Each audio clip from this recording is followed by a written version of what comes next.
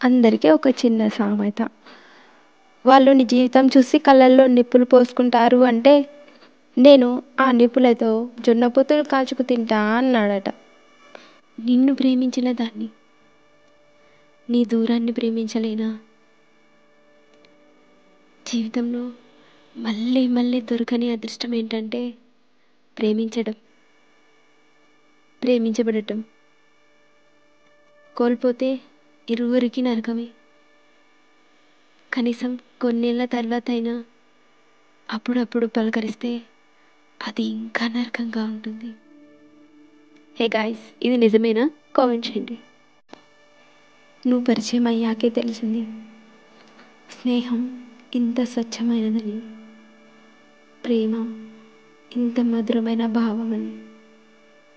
ఈ భావాన్ని ఏ భాషలో వ్యక్తపరచాలన్నా అక్షరాలు చాలడం లేదు, ఆలోచన రావడం లేదు. ఎలా పరిచయం అయ్యావో, ఎప్పుడు దగ్గరయ్యావో తెలియదు. నెమ్మదిగా నాలో చేరి నన్ను నాకు దూరం చేసి నేనే నువ్వయ్యావు.